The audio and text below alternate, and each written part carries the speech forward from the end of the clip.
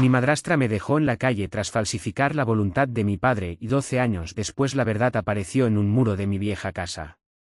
Todo empezó así. Mi padre, Gustavo, falleció hace 12 años convencido de que yo, su único hijo, era un despojo humano incapaz de mantener un empleo o de tener un futuro digno. El día de su funeral, mi madrastra, Silvia, me entregó una bolsa de consorcio con mi ropa y me cerró la puerta de la mansión en la cara. Me dijo que el testamento era claro, ella heredaba todo, desde las cuentas bancarias hasta la empresa de logística, porque mi padre me consideraba una decepción absoluta. Durante más de una década, viví con ese peso en el pecho. Trabajé de lo que pude, limpiando vidrios, cargando cajas en el puerto y durmiendo en pensiones de mala muerte. La psicología del rechazo es algo que te destruye por dentro. Pasé años odiando a mi padre, preguntándome cómo pudo ser tan cruel de dejarme en la calle después de haber trabajado a su lado desde los 18 años. Silvia, por su parte, se encargó de dilapidar la fortuna. La veía en las noticias locales asistiendo a galas, casándose y divorciándose de tipos que solo buscaban su dinero y gastando miles de dólares en cirugías y viajes. Hace 3 meses, la burbuja de Silvia finalmente explotó. La mala administración, las deudas de juego de su último marido, un tal Rodrigo, y una serie de juicios laborales la dejaron en la ruina total. El banco embargó casi todas sus propiedades, excepto la vieja casa de campo de mi padre, que estaba a nombre de una sociedad fantasma casi olvidada. Silvia, demacrada y sin un centavo, tuvo que mudarse allí. Pero las deudas no perdonan, y el mantenimiento de esa casa era imposible para ella. Recibí una llamada de una antigua vecina, doña Marta, avisándome que Silvia estaba vendiendo los muebles de mi padre por Facebook para poder comer. Sentí una mezcla de rabia y una curiosidad morbosa. Decidí ir. Quería ver a la mujer que me arrebató mi vida hundida en la misma miseria que ella me impuso. Cuando llegué a la casa, el panorama era desolador. El jardín estaba seco y las paredes tenían humedad.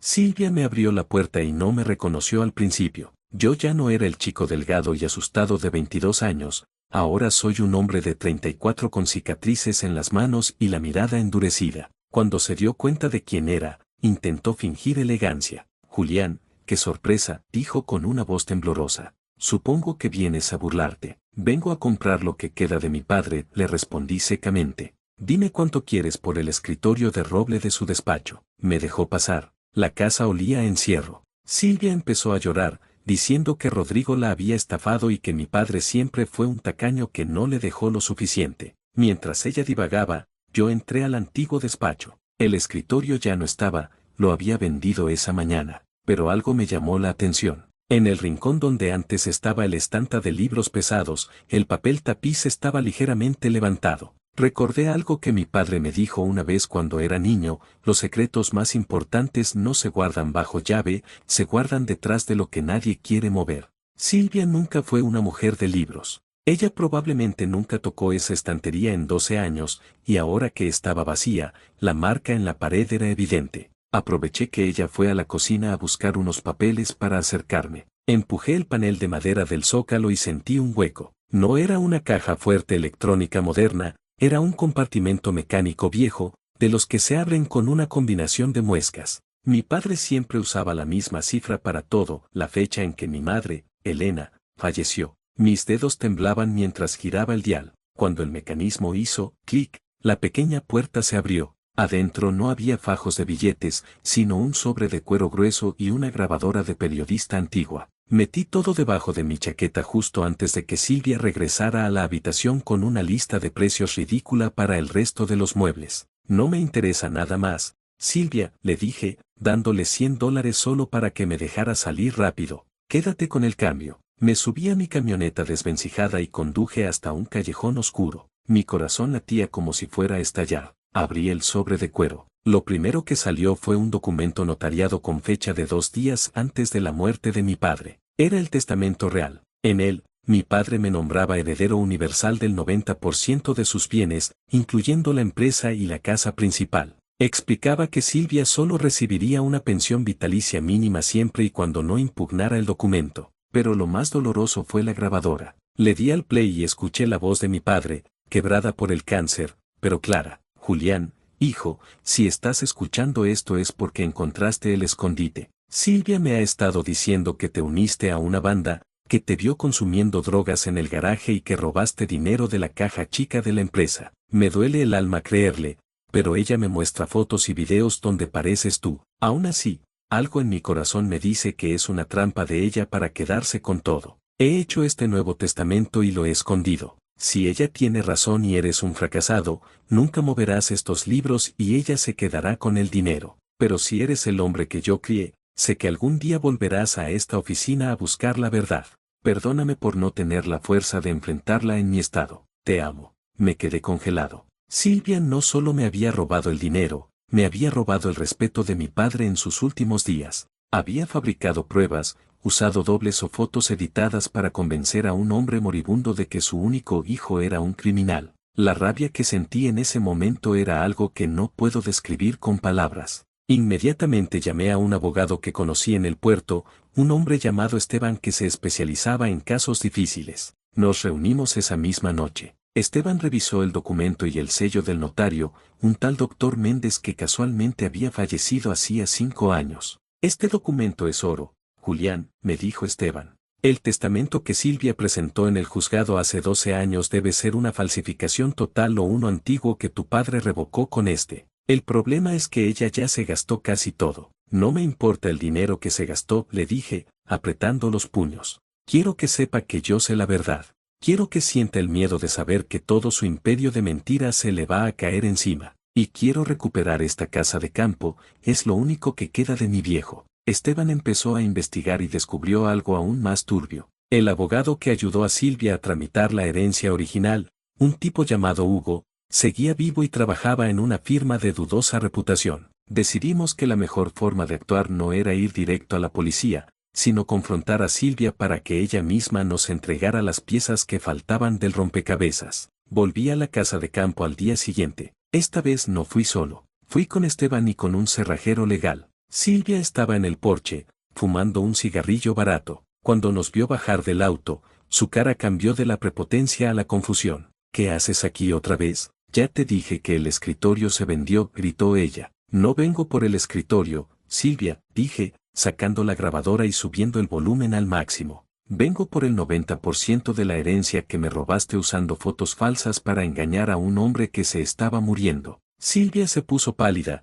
un blanco casi traslúcido. Intentó retroceder hacia la casa, pero Esteban le bloqueó el paso con un documento en la mano. Señora, tenemos el testamento original de Gustavo, dijo Esteban con voz profesional. Y tenemos pruebas de que el proceso sucesorio de hace 12 años fue un fraude procesal. Podemos hacer esto por las buenas y que usted nos diga dónde están los registros contables que faltan, o podemos llamar a la fiscalía ahora mismo. Silvia empezó a reírse de forma histérica, una risa que me dio escalofríos. ¿El testamento original? ¿Es el viejo? Buena suerte intentando cobrar algo, no queda nada, Julián. Tu padre era un imbécil que se dejó engañar por un par de fotos editadas con Photoshop básico. Me lo puso tan fácil que hasta me sentí mal por un segundo. Pero solo un segundo. ¿Dónde están los diamantes de mi madre? Le pregunté, acercándome a ella. El testamento dice que estaban en una caja de seguridad en el Banco Central, pero cuando yo pregunté hace años, me dijeron que la cuenta estaba cerrada.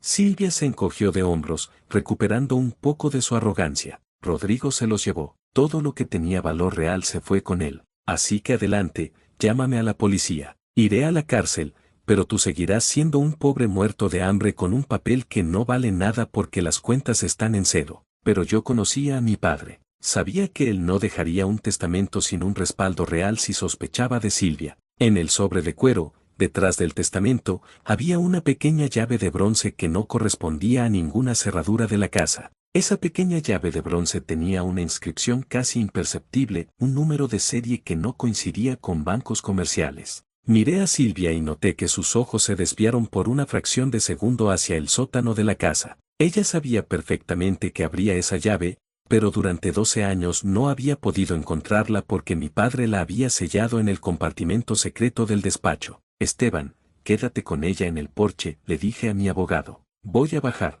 No hay nada ahí abajo más que ratas y trastos viejos, gritó Silvia, intentando soltarse del agarre de Esteban. Esa llave es de un joyero que vendí hace años. No le hice caso. Bajé los escalones crujientes del sótano. El aire era pesado y olía a humedad estancada. Con una linterna, empecé a revisar las paredes de piedra. Mi padre era un hombre de costumbres, si había escondido el testamento en el despacho, el respaldo físico de su fortuna tenía que estar en un lugar que Silvia considerara repulsivo. Ella odiaba la suciedad y la oscuridad. Detrás de una vieja caldera fuera de servicio, encontré una caja de herramientas de metal anclada al suelo con pernos industriales. No era una caja de herramientas común. Tenía una ranura lateral que encajaba perfectamente con la llave de bronce. Al girarla, se escuchó un mecanismo hidráulico pesado. El fondo de la caja se desplazó, revelando una pequeña caja fuerte de alta seguridad empotrada en el cemento. Adentro no había dinero en efectivo. Había algo mucho más valioso para alguien que busca justicia, una serie de carpetas con títulos de propiedad de terrenos en el extranjero, acciones al portador que Silvia nunca supo que existían y, lo más importante, los diamantes de mi madre metidos en una bolsa de terciopelo azul. Pero lo que realmente me dejó sin aliento fue un cuaderno de contabilidad paralelo. Mi padre había estado auditando a Silvia en secreto durante sus últimos meses de vida. Sabía que ella le robaba, sabía que ella falsificaba facturas y había dejado constancia de cada movimiento ilegal que ella hizo mientras él agonizaba. Era la prueba irrefutable de que Silvia no solo había cometido fraude hereditario, sino también administración fraudulenta y robo agravado antes de que él falleciera. Subí las escaleras con la bolsa de terciopelo en la mano y el cuaderno bajo el brazo. Cuando Silvia vio los diamantes, se lanzó sobre mí como un animal herido, gritando que eran suyos, que ella se los había ganado aguantando a un viejo moribundo. Germán, el cerrajero que también tenía experiencia en seguridad, la contuvo con facilidad. Se acabó el juego, Silvia, le dije, mostrándole el cuaderno. Aquí está todo. Cada dólar que le quitaste a mi padre antes de que muriera, cada firma que falsificaste. Mi padre nunca confió en ti. Te usó como cebo para que te confiaras mientras él protegía lo que realmente importaba. Silvia se derrumbó en el suelo del porche. La arrogancia se evaporó por completo, dejando solo a una mujer rota y desesperada. Empezó a balbucear que lo hizo por miedo, que Rodrigo la obligaba, pero ya no había nadie que le creyera. Llamamos a la policía. Mientras los oficiales se la llevaban esposada, Silvia me miró con un odio que solo alguien que ha perdido todo puede sentir. Él te odiaba, gritó desde la patrulla. Murió pensando que eras basura. Ese papel no cambia que murió despreciándote. No, Silvia, le respondí con calma. Murió dándome la oportunidad de demostrarle quién era yo. Y hoy, 12 años después, finalmente lo hice. El proceso legal fue largo, pero con las pruebas del cuaderno y el testamento original, la justicia fue implacable. Silvia fue condenada a 15 años de prisión por fraude, robo y falsificación de documentos públicos. Hugo, su abogado cómplice, también terminó tras las rejas y perdió su licencia. Recuperé la empresa de logística, o lo que quedaba de ella. Con las acciones al portador y las propiedades en el extranjero, tuve el capital necesario para refundar el negocio de mi padre bajo un nuevo nombre, Logística Elena, en honor a mi madre. Me tomó 3 años limpiar el nombre de la familia y volver a ganar la confianza de los clientes que Silvia había espantado. Hoy, vivo en la mansión que ella me arrebató, pero no la siento vacía. He convertido el antiguo despacho de mi padre en una biblioteca abierta para jóvenes que, como yo, fueron expulsados de sus hogares o que no tienen recursos. A veces, me siento en su escritorio de roble, que logré rastrear y recuperar de una casa de empeños, y escucho la grabación de su voz. Ya no me duele escuchar que creía que yo era un fracasado. Ahora entiendo que esa era la última trampa de Silvia y que mi padre, en su último aliento, me dejó un mapa para encontrar no solo su dinero, sino mi propia dignidad. Silvia está en la ruina, físicamente y moralmente, pagando cada día de los 12 años que me robó. Yo, por otro lado, finalmente soy el hijo que mi padre siempre quiso que fuera. La caja fuerte del sótano está vacía, pero mi vida, por primera vez, está completamente llena. La victoria legal fue solo el principio de una reconstrucción mucho más profunda. Recuperar los bienes materiales fue sencillo comparado con la tarea de limpiar la reputación de mi apellido en el mundo de los negocios. Silvia no solo había robado dinero, había dejado una estela de desconfianza. Los antiguos socios de mi padre me miraban como si fuera un fantasma o, peor aún, como si fuera el mismo, fracasado, que ella describió durante una década. Tuve que reunirme con cada uno de los proveedores y clientes que mi padre tuvo. En esas reuniones, no llevaba trajes caros ni fingía una opulencia que aún no sentía. Me sentaba con ellos y les mostraba el cuaderno de mi padre y la confesión grabada. Les explicaba que durante 12 años estuve cargando cajas y limpiando cubiertas, aprendiendo el valor del esfuerzo que mi padre siempre predicó. La psicología de la honestidad cruda funcionó. Poco a poco, los contratos empezaron a volver. Silvia intentó enviarme cartas desde la prisión. Al principio eran mensajes de arrepentimiento, escritos con una caligrafía temblorosa, pidiéndome que le enviara dinero para el economato o que intercediera por su libertad condicional. Decía que éramos familia y que ella solo había sido una víctima más de las circunstancias. Cuando ignoré las primeras 10 cartas, el tono cambió. Empezó a enviarme amenazas veladas, diciendo que Rodrigo saldría pronto de la cárcel y que él sabía dónde estaban los otros secretos de mi padre. No caí en su juego. Entregué cada una de esas cartas a la fiscalía para que se añadieran a su expediente de conducta. Ella no entendía que el poder que tuvo sobre mí se basaba en el secreto y la mentira. Una vez que la verdad salió a la luz, ella ya no tenía nada con que negociar. Su psicología era la de un depredador que, al verse enjaulado, intenta morder a través de los barrotes. Un año después de recuperar la empresa, recibí una notificación de un banco suizo. Resulta que las acciones al portador que encontré en el sótano no eran solo títulos de propiedad, eran las llaves de un fideicomiso educativo que mi padre había creado el mismo mes en que nací. Silvia nunca lo encontró porque requería una validación presencial del heredero directo. Ese dinero no lo usé para lujos. Lo utilicé para crear la Fundación Gustavo, dedicada a asesorar legalmente a hijos y familiares que han sido víctimas de fraudes sucesorios o abusos por parte de padrastros y madrastras. A veces, visito la tumba de mi padre. Ya no voy con rencor. Llevo flores y me siento a hablarle sobre cómo va el negocio. Sé que la gente me mira raro, un tipo en sus 30s hablando solo frente a una lápida, pero es mi forma de cerrar el círculo. Siento que, de alguna manera, él me escucha y se siente orgulloso de que no me rendí cuando la vida se puso oscura. Rodrigo, el último marido de Silvia, intentó contactarme hace unos meses tras salir de prisión. Me citó en un café de mala muerte, pretendiendo venderme información sobre un supuesto seguro de vida oculto. Lo miré a los ojos y vi el mismo vacío que veía en Silvia. Le dije que no me interesaba un solo centavo más de lo que ya tenía.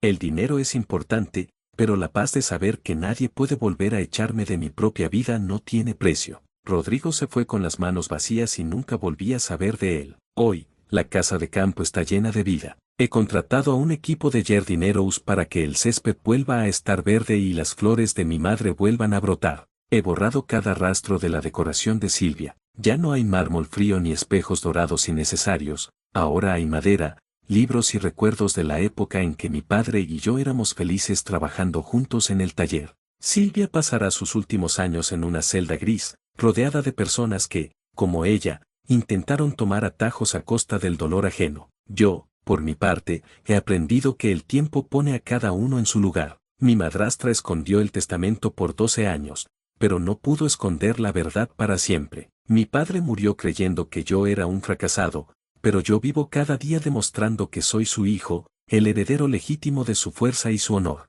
La caja fuerte oculta ya no guarda papeles, ahora guarda mi propia historia de redención. Todo empezó así, con una traición que me dejó en la calle, y termina hoy conmigo siendo el dueño de mi destino.